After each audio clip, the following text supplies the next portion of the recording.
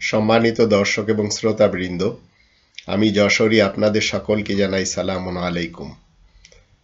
আমি যে বিষয়টি নিয়ে আপনাদের সামনে কিছু কথা বলবো, কিছু আয়াত দেখাবো এবং কিছু থিম আপনাদেরকে শেখাবো, তাতে আমি যদি এই কোরআনের দিকে ফেরত আসি তাহলে তো বেঁচে যাব, আর যদি না আসি তাহলে মনে রাখবেন আপনার আমার এই জীবন এবং পরজীবন ধ্বংস হয়ে যাবে।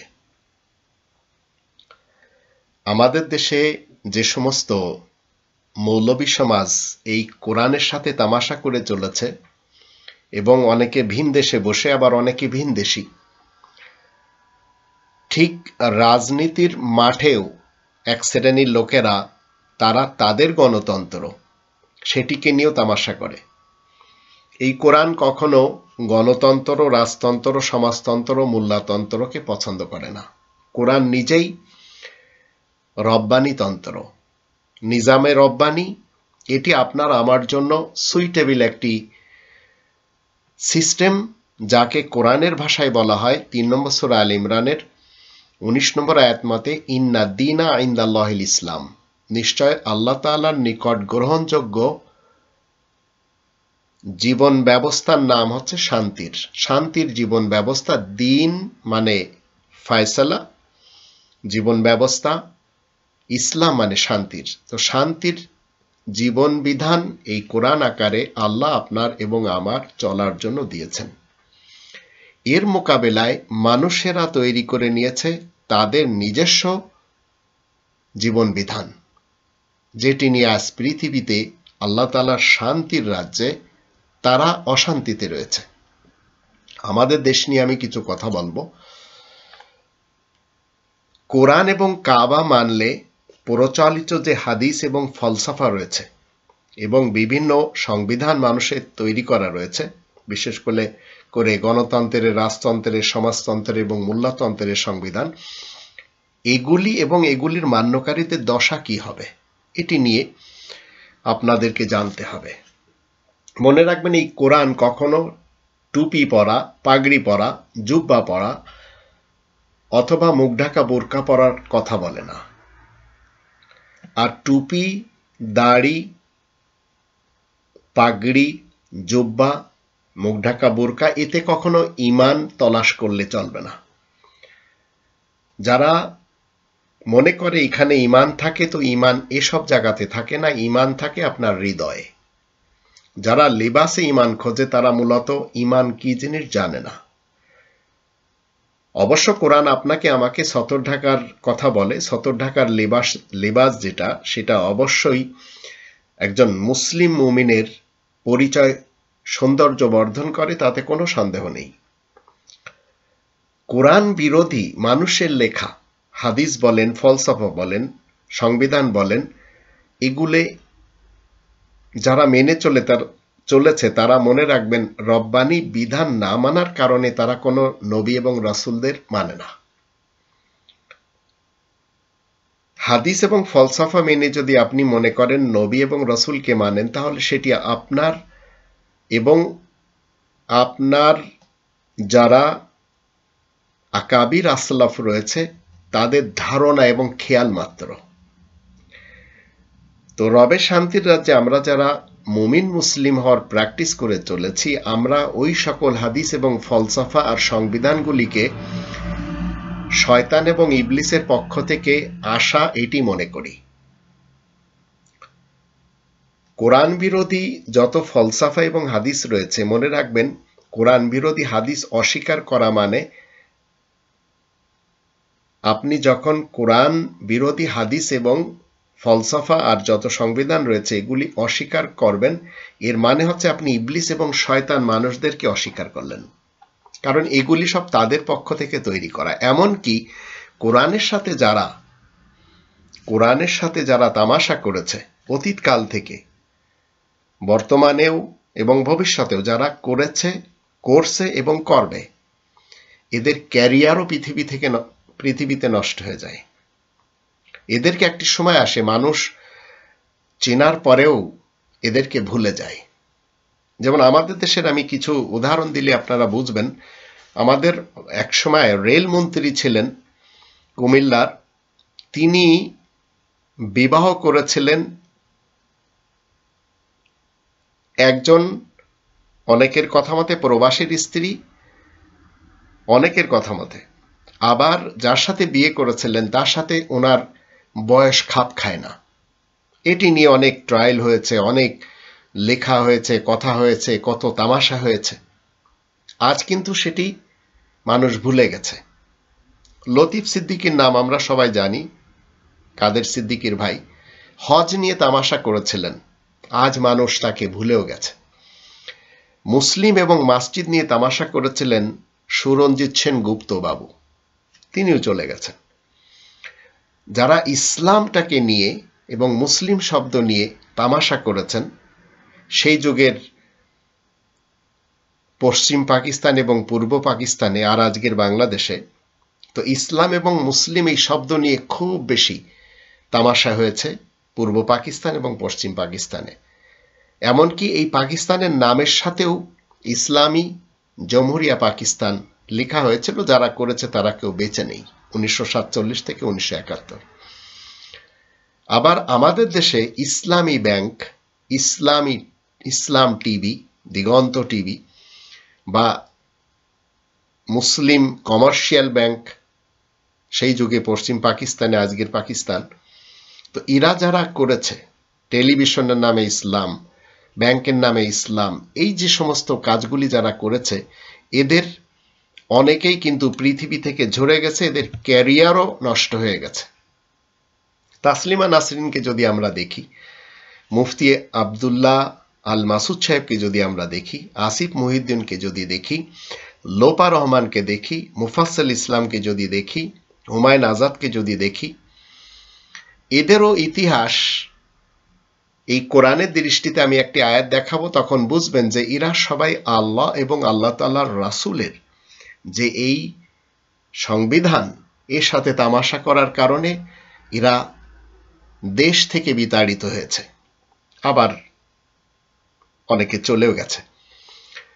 আমরা জানি কিছু সংখ্যক এমন লোক আমাদের দেশে, তারা কি করেছে, এমন কিছু কথা বলেছে, এমন কিছু ভুল করেছে যার জন্য তাদের ক্যারিয়ার একেবারে শেষ হয়ে গেছে। যেমন ধরুন রুবেল নামক একজন, সে জেমসের গান গেত, জেমসকে গুরু মানত, কিন্তু তার সাথে কিছুটা হলেও দেখা গেল তামাশা করেছে।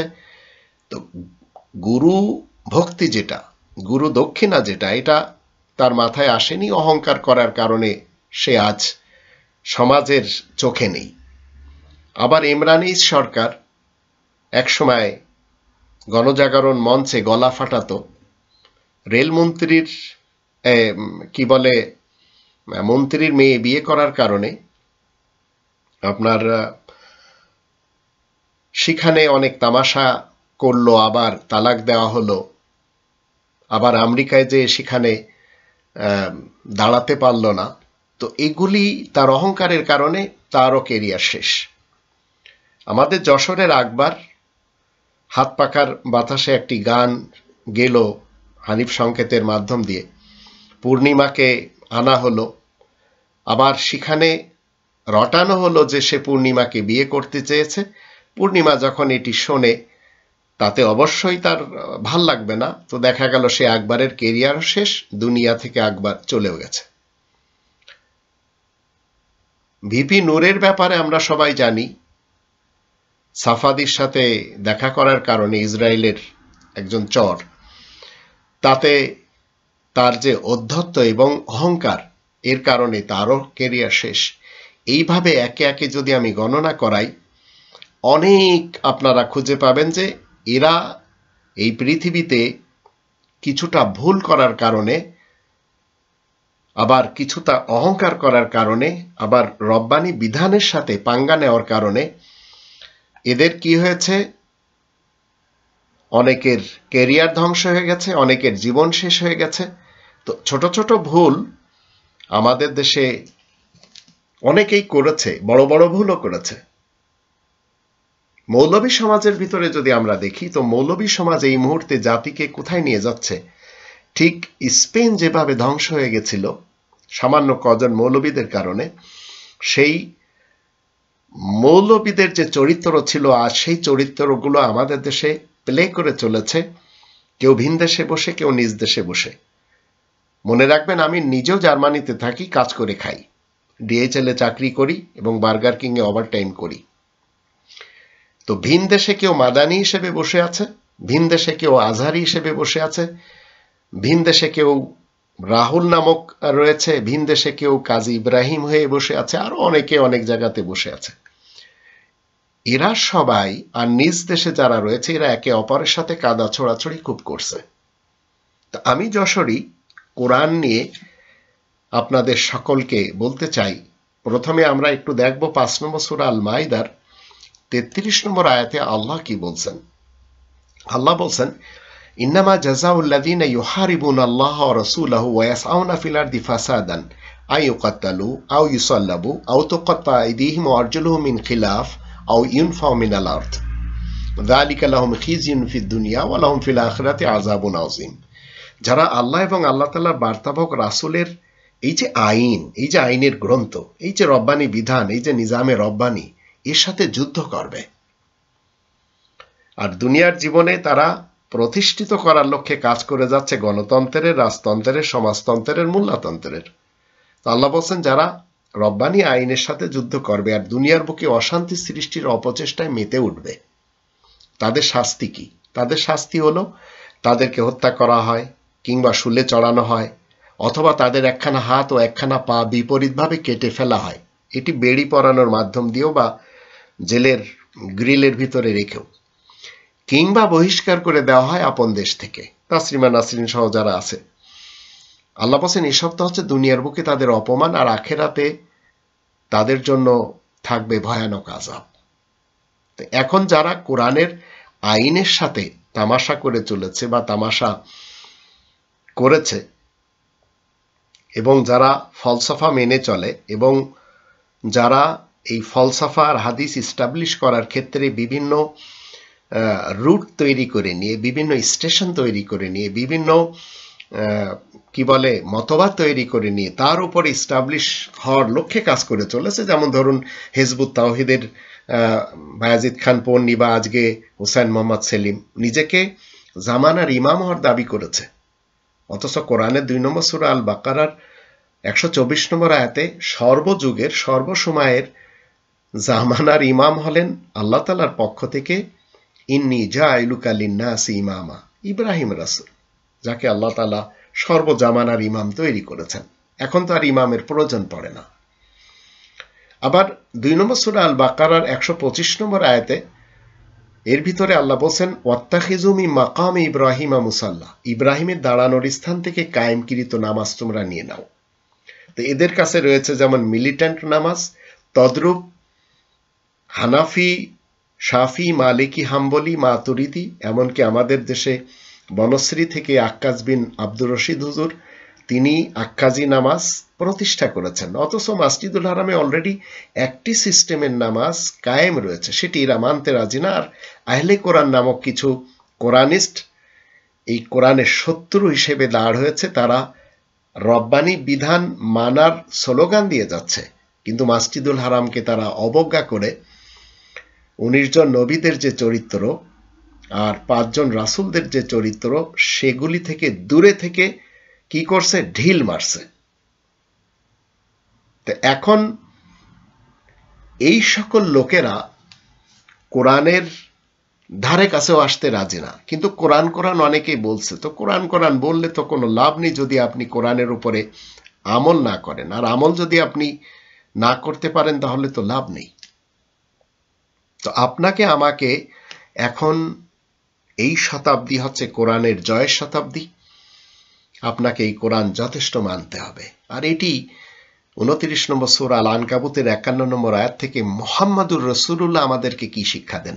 আওয়ালাম ইয়াকফিহিম আন্না আনজালনা আলাইকাল কিতাবা ইউতলা আলাইহিম ইন্না ফি যালিকা লা রাহমাতাও ওয়া যিকরা লিকওমিন ইউমিনুন। তাহলে মানুষের জন্য কি যথেষ্ট নয় যে আমি তোমার কাছে লিখিত আল কিতাব নাজিল করেছি, যা তাদেরকে পড়ে শোনানো হচ্ছে? নিশ্চয়ই এই লিখিত গ্রন্থে রাহমাত এবং উপদেশ নিহিত রয়েছে মুমিন কওমের জন্য। তো আপনাকে বেশি কিছু হতে হবে না, শুধু একটু মুমিন হলেই চলবে। আর মুমিন কাকে বলা হয়? যে নিজে নিরাপদে থেকে অন্যকে নিরাপত্তা দেয়। এখন যদি বলেন যে একজন তাহাজ্জুদ পড়ে কি বলে মুমিন হয়েছে, আর সেই মুমিন হয়ে পিলখানার ঘটনা ঘটিয়ে দিয়েছে, আর একজন কি বলে গ্রেনেড হামলার ঘটনা ঘটিয়ে দিয়েছে, আর একজন শাপলা চত্বরের ঘটনা ঘটিয়ে দিয়েছে, তো এরা মুমিন না, বা যারা জড়ো হয়েছে এরা মুমিনদের কেউ না। কারণ এদের কাছে ফলসফা রয়েছে। যারা শাপলা চত্বরে জমা হয়েছিল তাদের কাছে অলরেডি কোরআনের বিপরীত হাদিসের আম্বার রয়েছে, হাদিসের ঢের রয়েছে, শত শত না হাজার হাজার হাদিস এদের কাছে রয়েছে। এরা কেউ শিয়া মুসলমান, কেউ সুন্নি মুসলমান, কেউ সালাফি মুসলমান। অথচ কোরআন কি বলছে? যথেষ্ট হতে হবে এই গ্রন্থটি মানব সমাজের জন্য। তো আমরা যারা রবের শান্তির রাজ্যে মুসলিমিনদের অন্তর্ভুক্ত, আমরা এটিকে যথেষ্ট মেনেই চলেছি। 2 নম্বর সূরা আল বাকারার 185 নম্বর আয়াতের মধ্যে বলা হচ্ছে এটি হচ্ছে হুদাল লিন্নাস, প্রত্যেকটি মানুষকে গাইড করে। আর 3 নম্বর সূরা আল ইমরানের 96 নম্বর আয়াতের শেষে বলা হচ্ছে মসজিদুল হারামের ব্যাপারে হুদাল লিল আলামিন, জাহানবাসীদেরকে গাইড করে। তো কোরআন এবং কাবা আপনাকে মেনে চলতে হবে। আর এই কোরআন আপনাকে 19 জন নবীদের নাম দিবে। এই 19 জন নবীরা শুধু নবী না, প্লাস রাসূলও। আর 5 জন রাসূলদের নাম দিবে যারা শুধু রাসূল, নবী নয়। তো এখন এখানে যদি আপনার সন্দেহ হয়, এই গ্রন্থের কথাতে যদি আপনার সন্দেহ হয়, তো 2 নম্বর সূরা আল বাকারা 23 নম্বর আয়াতে বলা হচ্ছে ওয়া ইন কুনতুম ফি রাইবিম মিম্মা নাযালনা আলা আবদিনা ফাতু বিসূরাতিম মিন মিথলি ওয়াদউ শুহাদাকুম মিন দুনিল্লাহি ইন কুনতুম সাদিকিন। আর যদি আমি যা আমার বান্দার প্রতি অবতরণ করি, আবদিনা মনে রাখবেন জেনারেল বান্দা, যখন এই বান্দার উপরে আল্লাহ তাআলা কোরআন অবতরণ করেন, তার মধ্যে যদি তোমাদের সন্দেহ থাকে তাহলে এর মতো একটি সূরা তৈরি করে নিয়ে এসো, আর তোমরা তোমাদের সাহায্যকারীদেরকেও ডেকে নাও আল্লাহকে বাদ দিয়ে, যদি তোমরা সত্যবাদী হয়ে থাকো। তো আজ মিথ্যেবাদী যারা, তারা কোরআনের নমুনায় অন্য গ্রন্থগুলি মেনে চলেছে। আর এদেরকে বলা হয় মুসলমান সুন্নি সমাজ, মুসলমান শিয়া সমাজ, মুসলমান সালাফি সমাজ, আবার মুসলমান তাবলিগি, দেওবান্দি, বেরেলবি, চরমোনাই, আটরশি, জামাত শিবির, হিফাজত, তরিকত, এরাই সবাই আহমাদি, কাদিয়ানি। এরা মনে করে কি যে এই কোরআন 1400 বছর থেকে এসেছে, আর এই কোরআনের যা কিছু রয়েছে এটি আরব ইতিহাসের মোহাম্মদ ইবনে আবদুল্লাহ ইবনে আব্দুল মুত্তালিব বিন হাশিমের মাধ্যম দিয়ে আমাদেরকে দেওয়া হয়েছে। মূলত কোরআন সে কথা কখনো বলে না।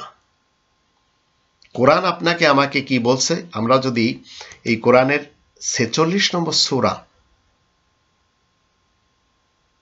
আল আহকাফের 4 নম্বর আয়াত দেখি, সেখানে বলা হচ্ছে কুল আরাইতুম মা তাদউনা মিন দুনিল্লাহ আরুনি মাযা খালাকু মিনাল আরদ আম লাহুম শিরকুন ফিস সামাওয়াত ইতুনি বিকিতাবিম মিন ক্বাবলি হাযা আও আসারাতিম মিন ইলমিন ইন কুনতুম সাদিকিন। তুমি বলে দাও, তাহলে তোমরা কি দেখেছো আল্লাহ তাআলাকে বাদ দিয়ে যাদেরকে তোমরা ডেকে যাচ্ছ, আমাকেও দেখাও। তারা পৃথিবীর কোন জিনিস সৃষ্টি করে ফেলেছে, কিংবা গগনমণ্ডলে তাদের কোনো অংশ আছে নাকি? এই লিখিত কিতাবটির সাথে কিংবা পূর্বে লিখিত কোনো কিতাব তোমাদের কাছে থাকলে আমার কাছে নিয়ে এসো, কিংবা কোনো জ্ঞানের বিবরণ থাকলে তা এনে দেখাও, যদি তোমরা সত্যবাদী হয়ে থাকো। তো সত্যবাদীরা কখনো এইসব চেষ্টা সাধনা করবে না, কারণ তারা আল্লাহ তাআলার চ্যালেঞ্জের মোকাবেলাতে যাবে না। মিথ্যেবাদীরা বলবে এই কোরআনের পূর্বে তওরাত, জাবুর, ইনজিল, ফুরকান কি কি ছিল। আবার নন মুসলিম যারা রয়েছে তারাও কিন্তু একই কথা বলছে যে কোরআন বাইবেল থেকে কপি করা, বাইবেলও আল্লাহ তাআলার গ্রন্থ। আবার হিন্দু সমাজ তারাও বলে যাচ্ছে বেদ, উপনিষদ এগুলি কি বলে মানব কল্যাণের গ্রন্থ। ত্রিপিটকের ব্যাপারেও বলা হচ্ছে, আবেস্তার ব্যাপারেও বলা হচ্ছে, গুরু গ্রন্থর কথার ব্যাপারেও বলা হচ্ছে, বাইবেলের কথাও বলা হচ্ছে, তালমুদের কথাও বলা হচ্ছে। মূলত এগুলি সব মানুষের তৈরি করা, আর এগুলি হচ্ছে সব জাদুর গ্রন্থ, যেটি আমরা এই কোরআনের 2 নম্বর সূরা আল বাকারার 102 নম্বর আয়াত থেকে জানতে পারি। তো এখানে বলা হচ্ছে ওয়াত্তাবাউ মা তাতলু শায়াতিন আলা মুলকি সুলাইমান। আর ধর্মের যারা অনুসারী সাধারণ লোক, মানুষেরা অনুসরণ করে সুলাইমানের রাজত্বে যা শয়তান লোকেরা আবৃত্তি করে, এগুলি তিলাওয়াত করে মানুষ, মসজিদে এনেও তিলাওয়াত করে। তো আল্লাহ আবার এদেরকে বলেছেন 2 নম্বর সূরা আল বাকারার 114 নম্বর আয়াত মতে, মসজিদের ভিতরে যারা এই সব গ্রন্থগুলি নিয়ে দরজ দেওয়া নেওয়া করে এরা সবাই অপরাধী। কত বড় সাহস থাকলে আপনি এই কোরআনের বিপরীত ফাজাইলে আমল বলেন, ফয়জানে সুন্নত বলেন, ভেহেশতে জেওর বলেন, হিদায়া বলেন, মিশকাত বলেন, অথবা সিয়াসিত্তা বা কুতুবে আরবার গ্রন্থ মসজিদে ঢুকিয়ে দিয়েছেন। এটি অনেক ষড়যন্ত্রের মাধ্যম দিয়ে হয়েছে। তো আমি যশোরী আপনাদের সকলকে কি বলতে চাচ্ছি, আজ আমাদের দেশে যেসব জলোচ্ছ্বাস হচ্ছে, যে সমস্ত ডিজাস্টার আসছে, এটি কোরআনে লেখা রয়েছে আর অতীতকাল থেকে হয়ে আসছে। তাই এই কোরআনে যখন আমরা 9 নম্বর সূরা আর তাওবার একটি আয়াত যখন আমরা দেখব, সেখানে কি বলা হচ্ছে, 9 নম্বর সূরা আর তাওবার 126 নম্বর আয়াতে বলা হচ্ছে, আওয়ালা ইয়ারাউনা আন্নাহুম ইউফতানুনা ফি কুল্লি আমি মাররাতান আও মাররাতাইন সুম্মা লা ইয়াতুবুনা ওয়া লাহুম ইয়াযাক্কারুন। মানুষেরা কি দেখে না যে প্রত্যেক বছর একবার কিংবা দুবার করে তাদেরকে বালা মুসিবতে গ্রেফতার করা হয়, তবুও তারা তাওবার মাধ্যমে ফিরে আসে না, এমনকি কোনো উপদেশও তারা মানে না। আর এই লোকগুলির কাছেই কিন্তু আজ কোরআন বিরোধী ধর্মগ্রন্থ রয়েছে, হাজার হাজার না, লক্ষ লক্ষ রয়েছে। আমরা যদি 7 নম্বর সূরা আল আরাফের 133 আয়াত দেখি, সেখান থেকে আমরা একটি দিক নির্দেশনা কি পাই, ফারসালনা আলাইহিমুত তুফান ওয়াল জারাদা ওয়াল কুম্মালা ওয়াদ দাফাদিআ ওয়াদ দামা আয়াতিন মুফাসসালাত ফাস্তাকবারু ওয়া কানু কওমান মুজরিমিন। এরপর আমি তাদের জন্য প্লাবন, পোকামাকড়, ঝোপঝাড়, পঙ্গপাল এবং রক্তপাতের মাধ্যমে প্রকাশ্য নিদর্শন পাঠাই, এতদা সত্ত্বেও তারা দাম্ভিকতার পরিচয় দিয়ে অপরাধী সেজে বসে। আর এই লোকগুলি বাঙালি সমাজের মধ্যে সবচেয়ে বেশি থাকে ঢাকায়। তো ঢাকাতে আবার এই কাজগুলি আমরা কিন্তু দেখতে পাচ্ছি। আবার অন্য অন্য এলাকাতে প্লাবন হচ্ছে, পোকামাকড়ে ভরা আমাদের ঢাকা শহর। আর বাংলাদেশের টেকনাফ থেকে তেঁতুলিয়ার রাস্তার দুপাশে ঝোপঝাড়ে ভরা, কোনো ফলদার গাছ নেই বললেই চলে। পঙ্গপালও ঠিক এইভাবে। আবার রক্তপাতের মাধ্যমে প্রকাশ্য নিদর্শন পাঠায়। রক্তপাত পিলখানার ঘটনা, রক্তপাত শ্যাপলা চত্বরের ঘটনা, রক্তপাত হোলি আর্টিজানের ঘটনা, রক্তপাত 7 মার্ডার। আবার এরশাদের যুগে গুলি করা ছাত্রদের উপর, জিয়া রহমানের যুগে খুলনার জেলখানা মেরে শেষ করে দেওয়া, শেখ মুজিবুর রহমানের যুগে লক্ষ লক্ষ মানুষের মৃত্যুবরণ। তো আল্লাহ বলছেন যে এইগুলি তো অতীতকালেও ছিল, আমাদের কালেও আমরা দেখে চলেছি। এরপরেও এরা রব্বানি তন্ত্রের দিকে ফিরবে না, কারণ এরা গণতন্ত্র বিশ্বাসী, রাজতন্ত্রে বিশ্বাসী, সমাজতন্ত্রে বিশ্বাসী, মোল্লাতন্ত্রে বিশ্বাসী। তো আমি যশোরী কি করে চলেছি, 43 নম্বর সূরা আজ-জুখরুফের 43 এবং 44 এই দুটি আয়াতকে সামনে রেখে আল্লাহ বলেন, ফাস্তামসিক বিল্লাযী উহিয়া ইলাইকা ইন্নাকা আলা সিরাতিম মুস্তাকিম ওয়া ইন্নাহু লাযিকরুল লাকা ওয়া লিকাওমিকা ওয়া সাওফা তুসালুন। সুতরাং তুমি কোরআনকে আঁকড়ে ধরো আর তোমার কাছে ওই যোগে নাজিল করা যা হচ্ছে তাকে, নিশ্চয় তুমি সুপ্রতিষ্ঠিত পথের উপরেই রয়েছ। এই বিশেষ স্মরণ কোরআন তোমার ও তোমার কওমের জন্য বড়ই মর্যাদা সম্পূর্ণ, শীঘ্রই তোমাদের সাথে এ নিয়ে জিজ্ঞাসাবাদ করা হবে। তা আমি কোরআনকে আঁকড়ে ধরেছি, আমার কওমের লোকেরা হাদিস এবং মৌলবীদেরকে আঁকড়ে ধরেছে। মৌলবীদের মধ্যে দ্বিধাদ্বন্দ্বেও লেগে আছে। স্পেন যেভাবে শেষ হয়ে গেছিল মৌলবীদের কারণে, বাংলাদেশও শেষ হয়ে গেছে। তাই কিছু কিছু মৌলবীরা এখন নিজ দেশে যখন আর পেরে উঠছে না, ভিন দেশে যেয়ে শুরু করেছে তাদের দরস। আর তাদের দরসগুলি সব কোরআন বিরোধী। দেখবেন আমাদের দেশে ঘাড় বাবরি চুল রেখে আবু তহা আদনানের মতো একজন বিশেষ ব্যক্তি লেগে আছে কিভাবে ইন্ডিয়াতে যুদ্ধ বাঁধানো যায়, যাকে বলা হয় গাজওয়ায়ে হিন্দ। আবার দাজ্জাল নিয়ে লেগে আছে হুসাইন মোহাম্মদ সেলিম সাহেব। এদের এক একটা ফলসাফা শুনলে আপনার লোম শিউরে উঠবে। কাজী ইব্রাহিম লেগে আছে ইমাম মেহেদিকে আনায়নের ব্যাপারে। আবার কাদিয়ানী সমাজ লেগে আছে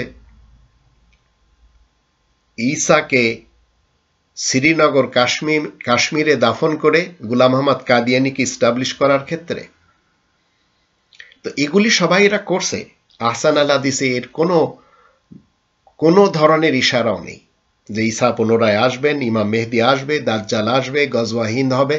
এসব নিয়ে কোরআন কোনো কথা বলে না। কিন্তু এই মৌলবী সমাজের মাঝে ইদানিং আমরা দেখতে পাচ্ছি, আজ 2024 সাল, তাহেরি এবং আহমদুল্লাহ সাহেবের মাঝে 40 বছরে মোহাম্মদ ইবনে আবদুল্লাহ সাহেবের নবুয়ত নিয়ে আর আগাগোড়া নবী নিয়ে এদের দ্বন্দ্ব। আর এই দ্বন্দ্বের জেরে মৌলবীদের দুটো পার্টি হয়ে গেছে। অথচ 39 নম্বর সূরা আজ-জুমারে 23 নম্বর আয়াতে আল্লাহ বলেন, আল্লাহু নাজ্জালা আহসানাল হাদিসি কিতাবান। আল্লাহ তাআলা তো সর্বোত্তম হাদিস নাজিল করেছেন একটি লিখিত কিতাব আকারে। মুতাশাবিয়া মাসানিয়া, যাতে পরস্পর মিল রয়েছে এবং যা পুনরাবৃত্তি করা হয় বারবার। তাকশাইরু মিনহু জুলুদুল্লাযিনা ইয়াখশাউনা রাব্বাহুম সুম্মা তালিনু জুলুদুহুম ওয়া কুলুবুহুম ইলা যিকরিল্লাহ যালিকা হুদাল্লাহ ইয়াহদি বিহি মান ইয়াশা ওয়া মান ইউদ্লিলিল্লাহু ফামা লাহু মিন হাদ। যাতে তাদের শরীর কেঁপে ওঠে যারা নিজেদের রবকে সমীহ করে থাকে, তাদের দেহমন আল্লাহ তাআলার কোরআনের দিকে আকৃষ্ট হয়। এই তো আল্লাহ তাআলার হিদায়াত। যে খুশি এর মারফত হিদায়াত হাসিল করুক। আল্লাহ থেকে যে গুমরাহ হবে তার জন্য পথ দেখানোর মতো কেউ যে নেই। তো এই কোরআন আপনাকে আমাকে, আপনি আস্তিক হন কিংবা নাস্তিক, আপনি মুসলিম হন কিংবা নন মুসলিম, আপনি মুমিন হন কিংবা কাফের, কোরআন 5টি দাবি দেয়। 1 নম্বর দাবি, কোরআনকে বিশ্বাস করতে হবে 100%। 2 নম্বর, কোরআনের ভাষায় কোরআনকে শিখতে হবে। 3 নম্বর, মাতৃভাষায় কোরআনকে জানতে হবে। 4 নম্বর, কোরআন মতে জীবন কাটাতে হবে। 5 নম্বর, কোরআনের তাবলীগ করতে হবে। এখন যারা করবে না তারা নিশ্চয় কোনো না কোনো তন্ত্রের মন্ত্রের সাথে লেগে আছে, কোনো ইজমের সাথে লেগে আছে। তা আল্লাহ বলেন 31 নম্বর সূরা লোকমানের 6 এবং 7 আয়াত দুটিতে তাদের পরিচয় কি। প্রথমে 2 নম্বর সূরা আল বাকারার 102 নম্বর আয়াত থেকে জেনেছিলাম তারা হচ্ছে শায়াতিন দল, তিলাওয়াত করে, তারা পাঠ করে, পড়ে তাদের কনস্টিটিউশনগুলি। তা আল্লাহ বলেন ওয়ামিনান নাসি মান ইয়াশতারি লাহওয়াল হাদিস লিয়ুদিল্লা আন সাবিলিল্লাহি বিগাইরি ইলম ওয়া ইয়াত্তাখিযাহা হুজুয়া উলাইকা লাহুম আযাবুম মুহিন ওয়া ইযা তুতলা আলাইহি আয়াতুনা ওয়াল্লা মুস্তাকবিরান কাআল্লাম ইয়াসমাআহা কাআন্না ফি উযুনাইহি ওয়াকরা ফাবাশশিরহু বিআযাবিন আলিম। আর একদল মানুষ এমনও রয়েছে যারা লাহওয়াল হাদিস, মানব রচিত বেকার হাদিস কিনে বেড়ায়, যেন কিছু না বুঝেই তারা আল্লাহ তাআলার কোরআন হতে বিভ্রান্ত করতে পারে। আর সেটাকেই তারা হাসি তামাশার ব্যাপারও মনে করে। তারাই তো সেই দল যাদের জন্য বড়ই অপমানজনক আযাব রয়েছে।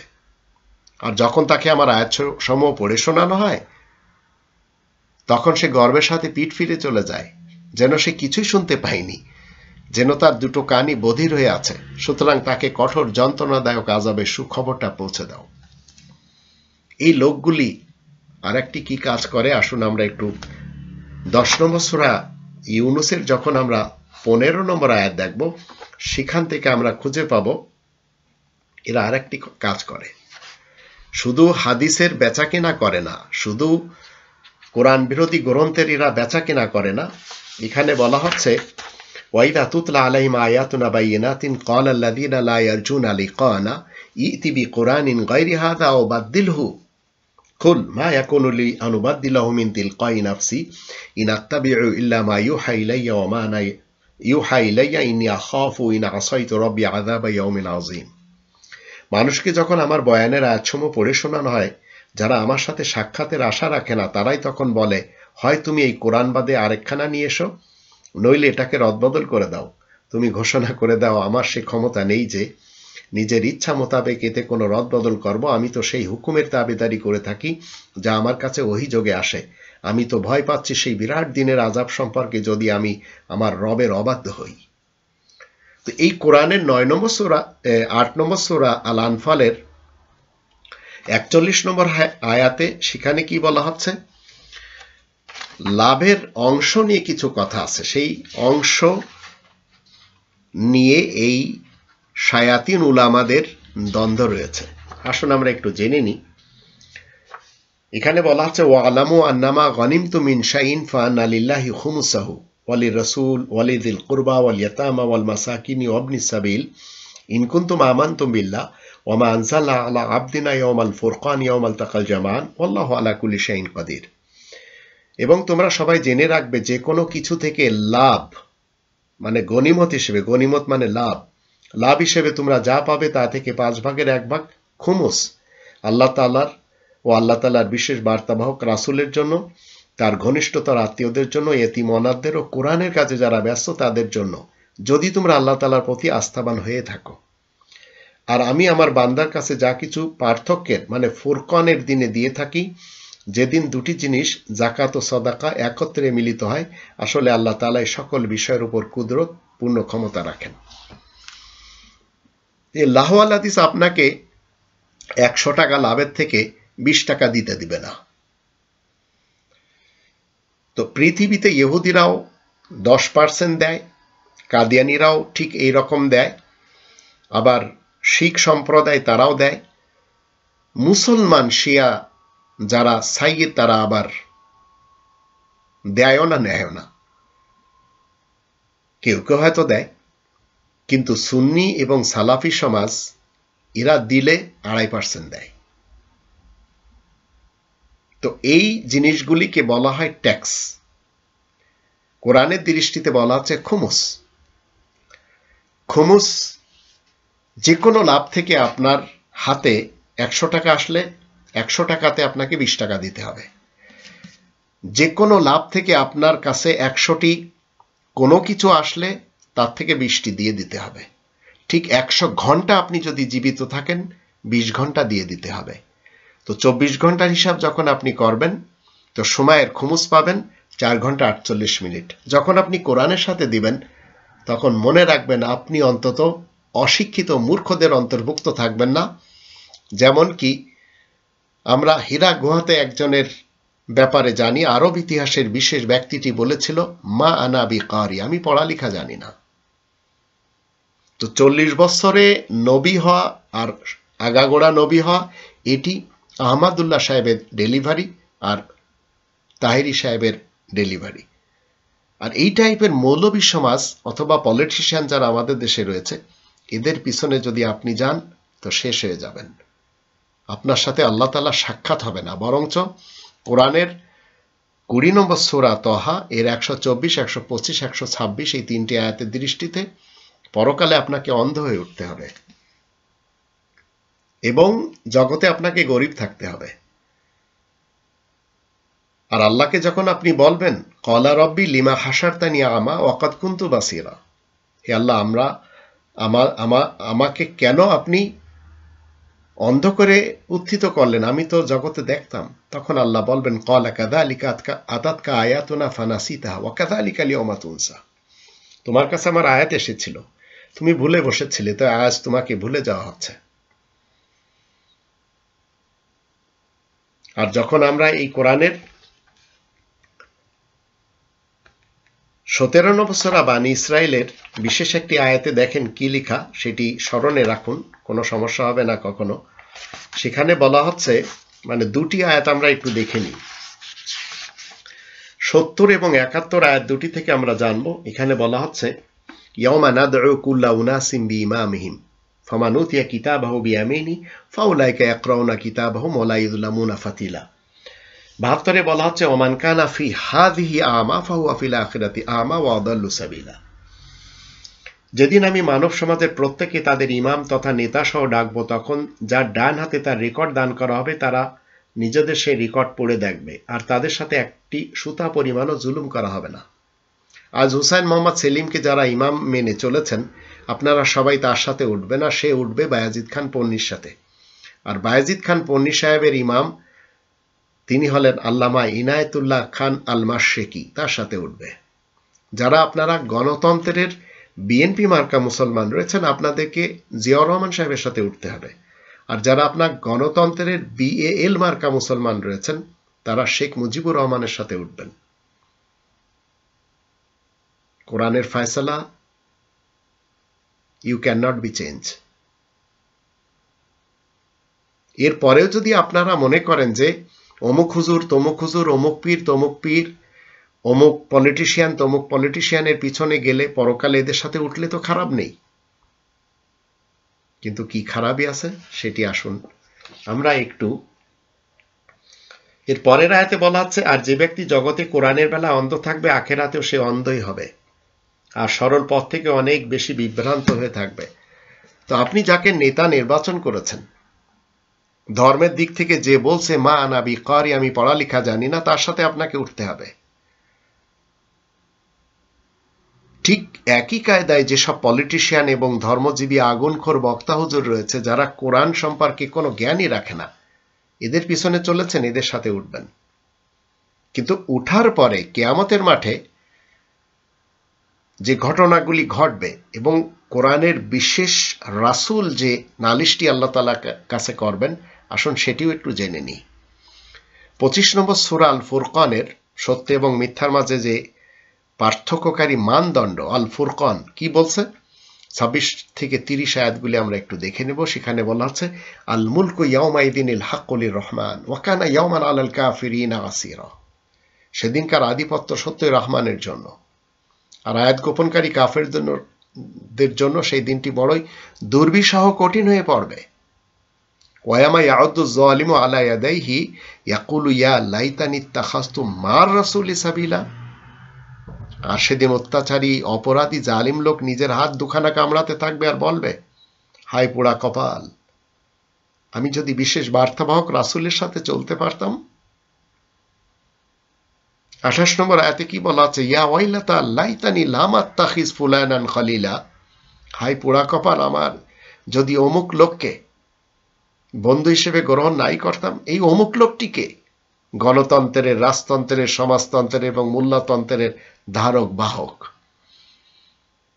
বানোয়াট মিথ্যা হাদিস, ফলসফা, ফিকা, ফাজাইল, উসুল, বালাগাত এবং তরিকা লেখকদেরকে এবং সেসবের দরজ দানকারী বক্তাদেরকে বন্ধু হিসেবে গ্রহণ নাই করতাম। ইরাই ওয়াত্তাবাউ মা তাতলু শায়াতিনু আলা মুলকে সুলাইমান, কিংডম অফ সুলাইমানে, মুলকে সুলাইমানে এরা কি করত, তিলাওয়াত করত। এই শায়াতিনরাই কোরআন বিরোধী গ্রন্থ রচনা করে আজ পৃথিবী ভরে দিয়েছে। তো 29 আয়াতে বলা হচ্ছে, লাকাদ আদাল্লানি আনি যিকরি বাদা ইয জানি ওয়া কানা শাইতানু লিল ইনসানি খাযুলা। এরাই তো আমাকে বিশেষ কোরআন, এই যে স্মরণ, এই কোরআন থেকে বিভ্রান্ত করে ফেলেছে আমার কাছে তা পৌঁছানোর পরে। আর শয়তান তথা ব্যক্তিত্বের চাহিদা মানুষকে ঠিক সময় মতো ধোঁকা দেয়। তো এই ধোঁকার ভিতরে আজ মুসলমান, শিয়া, সুন্নি, কাদিয়ানি, আহমদীরা সবাই পড়ে গেছে। এরা কেউ 22 নম্বর সূরা আল হজের 78 নম্বর আয়াত মতে আল্লাহ বলেন, হুয়া সাম্মাকুমুল মুসলিমিন, সেই সত্তা তোমাদের নাম মুসলিমিন রেখেছেন, এই কোরআনের দেওয়া নামটি পছন্দ করে না। তো এই কোরআনচ্যুত হয়ে তারা বিভিন্ন নামে আজ ভূষিত হয়ে হরেক রকমের মতবাদ নিয়ে, হরেক রকমের কনস্টিটিউশন নিয়ে বিপাকে আছে। তো আর রাসূল কি বলছেন, 30 নম্বর আয়াতে বলা হচ্ছে, ওয়াকাল আর রাসূল ইয়া রব্বি ইন্না কওমি ইত্তাখাযু হাযাল কোরআনা মাহজুরা। আর বিশ্বের বার্তাবাহক রাসূল বলবে, হে আমার রব, বিনা সন্দেহে আমার কওম এই কোরআন আঁকড়ে ধরাকে ছেড়ে দিয়েছিল।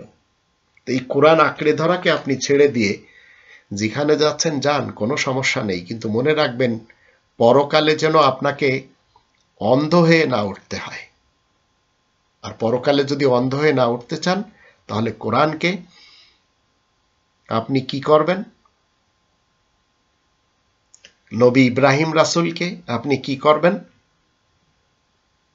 2 নম্বর সূরা আল বাকারার 124 নম্বর আয়াত মতে জামানার ইমাম মেনে চলুন, এবং 36 নম্বর সূরা ইয়াসিনের 12 নম্বর আয়াত মতে অকুল্লা শাইইন আহসাইনাহু ফি ইমামি মুবিন, এই কোরআনকে ইমামে মুবিন হিসাবে মেনে নিন, যেটি 2 নম্বর সূরা আল বাকারার 2 নম্বর আয়াত মতে যালিকাল কিতাবু লা রাইবা ফিহি, যার ভিতরে কোনো সন্দেহ নেই।